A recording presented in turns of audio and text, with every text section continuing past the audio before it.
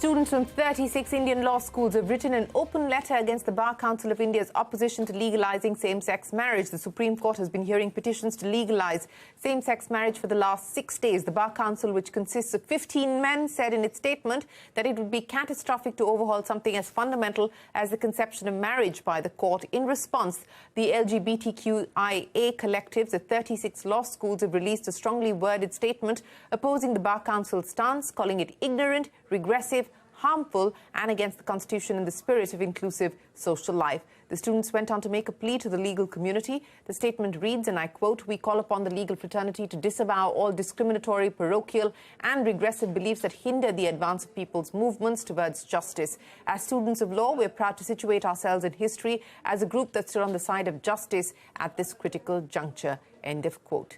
Meanwhile, the Supreme Court has concluded day 6 of hearing petitions to legalize same-sex marriage. The centre has said that the right to love and live together is a fundamental right, but the right to seek legal recognition of union is not. The top court has said that if the centre admits that right to live together is a fundamental right, then it would be the duty of the state that the social impact of cohabitation is recognised. Ashmit joins us now to take us through what proceeded in court today by way of arguments.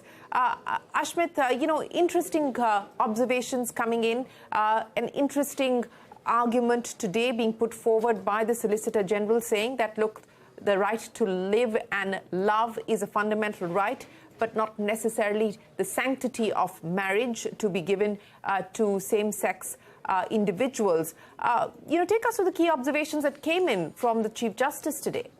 Well, the rationale that was offered by the Solicitor General, that right to cohabit is something that is permissible, but right to seek a legal recognition may not be, was that this is something that will have implications across various laws. Again, the Solicitor General was steering clear of taking a value judgment call on LGBTQ community, but rather focused on the legal aspects, where he pointed out that, look, a number of laws will stand to get impacted. He gave the example of the Indian Penal Code, saying that the way the rape provision is currently structured, only males, only biological man can be convicted of rape. So that is something, conversations like these around various other legislations can be affected, and therefore the submission made by the Solicitor General is that the right to cohabit, the right to love and the right to live together, that is something that is permissible, that is a fundamental right, there are no questions about it, but there is no fundamental vested right to seek a legal recognition by way of marriage.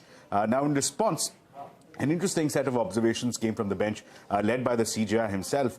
He responded by saying that as far as the right to cohabitation is concerned, once that is conceded by the centre, then therefore there is an urgent need felt by the bench that there should be some form of legal recognition of the social fallout of cohabitation. This is something that needs to be borne in mind, and this is perhaps an indication that the Supreme Court may proceed in pointing in that direction. Not just that, the Apex Court also pointed out that we need to dispense with the Victorian morals which were self-imposed post 1857, and that the Indian culture was so wide and broad that it accounted for all these phenomena and cultures far before the Britishers came to India. So this is just, of course, one leg of the arguments. It will resume once again on May 3rd. That's when we'll have day 7 of hearing in the same-sex marriage case. Ashmit, many thanks for joining us. Indian